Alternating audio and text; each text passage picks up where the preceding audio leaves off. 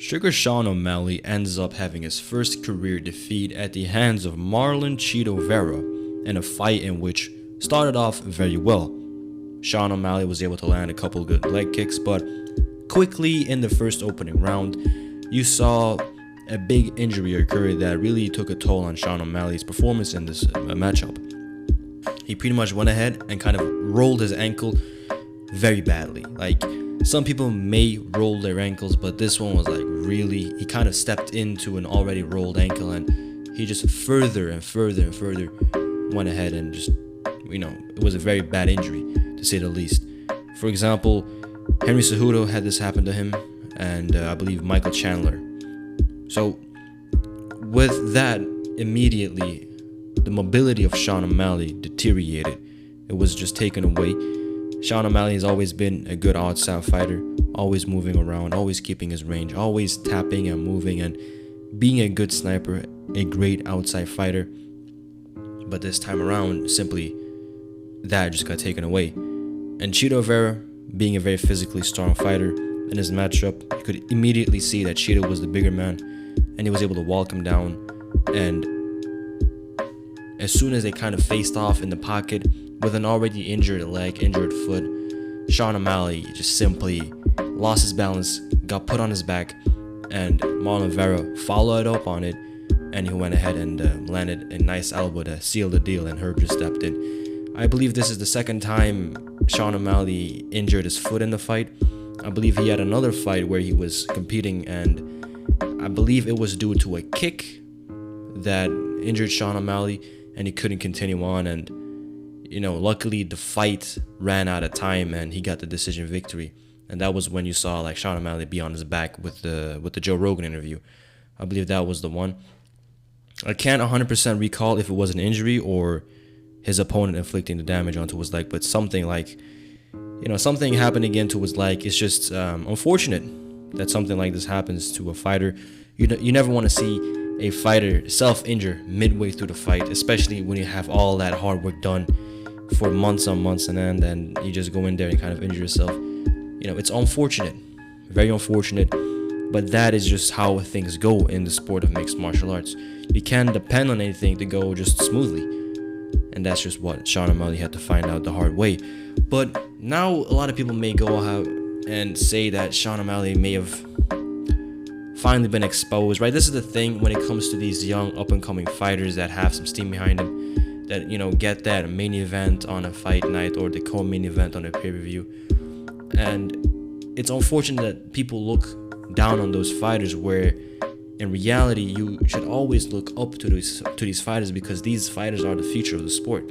You never want to be in a sport where the up-and-comers, the future fighters, are less than the current generation. So with Sean O'Malley, he has continuously promised great performances, great fights, and all of these finishes, all of these everything that Sean O'Malley, he has the it factor, and he has proven it time in and time out. He's still a young fighter. The future is very bright for him. But Chito Vera, let's talk about him. Physically so strong, so big. I mean, how did these two guys make the bantamweight division? I just don't really get it. I mean, it's really interesting. For me, seeing these big fighters fight in that division, it really makes me look forward, because when you have a fighter like Peter Yan, who was about like 5'6", 5'7", 5'8", and then you have these competitors like Sean O'Malley, who's like 5'10", 5'11". Same goes to Chito Vera. So stylistically, it's very interesting, and that is why I'm looking forward to these competitive matches, because not only are we gonna have our typical bantamweights fighting each other who are like about the same size, like Aldo versus Yan, for example, they were about the same size, but now you're gonna have these stylistical matchups. Chito Vera versus O'Malley, it was kind of very identical in measurement. So in terms of having the outside fighter or like the rangier fighter go up against the smaller fighter, you didn't have that. So it really came down to skill versus skill, and that's when really the true fighter in you has to come out. Because if you're going to be fighting somebody who's really shorter than you, shorter reach, and all you have to do is just stick on the outside, pop the jab, and just wait for them to crack up, and you just seal the deal at that point. It's not that much of a competitive fight. But when you have like guys like Marlon and like a champion like Peter,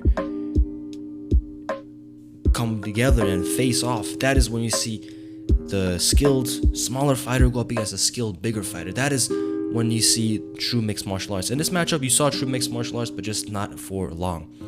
It is unfortunate that this was the way that Sean O'Malley had to go out, but the future is still bright for this kid. You know, when, for example, Edmund Shabazian lost to Brunson, people were like, oh, finally, you know, the up-and-coming guy lost and this and that. He's just nothing but esteem. So I'm trying to like look to the positive of these young fighters, because these guys are just trying to make it to the top of the division. They're trying to fulfill their dreams. They're trying to become what they envision themselves to be. And you can only respect that. These fighters are out to prove something. Sean O'Malley tonight was out to prove something. He was doing well. It wasn't a fight where you could say Sean O'Malley was just completely out of it. They were both doing good. So the future is bright, because even though they may have fought now, in the future they will probably fight again, and maybe for greater stakes. You never know that. So for me right now, I look forward, and I hope that Sean O'Malley can come back and just kind of get over it. You know, Sean has had a very rough run with the UFC in terms of having consistent work in.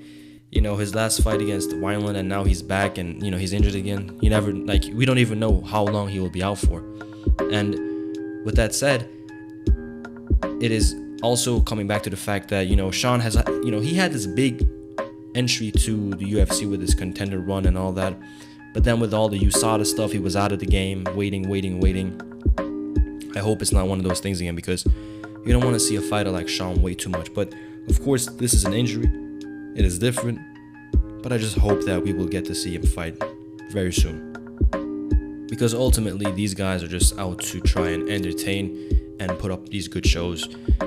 And right now, Chito Vera, he's done a good job of entering himself to the top of the division. Without a question, he can crack the top 5. And the same can be said for Sean O'Malley. It's just time, guys. You know, time is one of those things that not a lot of people want to invest in, but at some point, when you're a fighter who is as unlucky as Sean O'Malley with the injuries, with the USADAs, you know, all you can do is wait it out. But with that said, leave in the comment section down below what you think the future will hold for both of these fighters.